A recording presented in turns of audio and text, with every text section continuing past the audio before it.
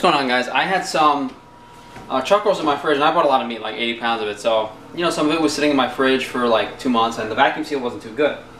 And I cut this open. The meat smelled pretty fresh, and then I got a whiff of something really funky, and I smelled it, and it ended up being my hand.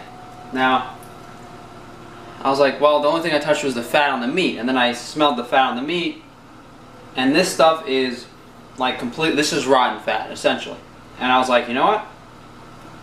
It smells a bit funky and like acidic, so, and I've read countless stories of indigenous people eating rotten meat, and I've eaten rotten fat in the past before, somewhat unintentionally, but I saw this as an opportunity for me to record a video of it, and describe the flavor.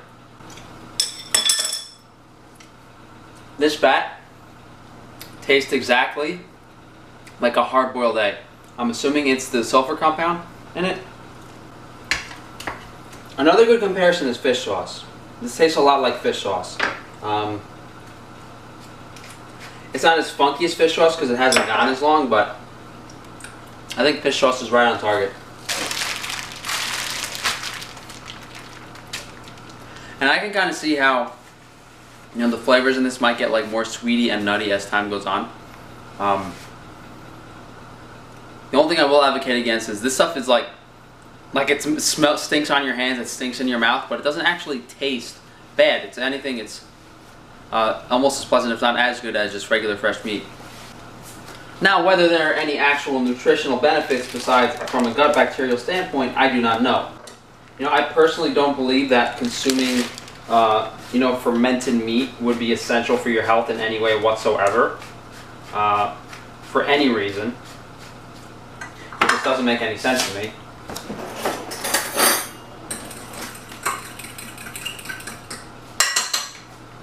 Interestingly, I think dry aged meat and funkier beef like this tastes a bit better grilled because you have the strong flavor of the sear to stand up to the funkiness of the meat.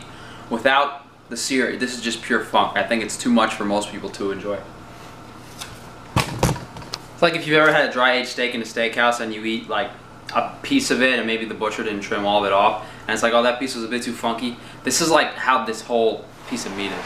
Okay, guys, so that beef was a little too funky for me, so I said, you know what, maybe I'm right about it tasting better when it's thrown on the grill, because generally speaking, dry aged flavors stand up to the grill a lot better, but it's still raw on the inside. That's how I like it. So this is nice because you don't have that like overly funkiness that's on the outside of the beef, plus you have that flavor of the char of the beef standing up to the funkiness. And what's even better is if you have some room temperature egg yolks and you dip it in. That's really good. It adds like a richness and a fattiness to, even though this is Wagyu chuck, it's pretty fatty cut as is. You can never have too much fat, I guess, so I have some with marrow. Try a piece. That's good too. Well, I think I kind of like the marrow on its own more. Let's try another piece. Might as well try all three together. I think the general consensus is, if you want to eat like rotten beef or high meat, and you don't really like it, that you can dip it in fat source and it'll taste better, or take it with a fat source and it'll taste better, or you could sear it and then that'll pretty much remove any of that excess of rotten taste.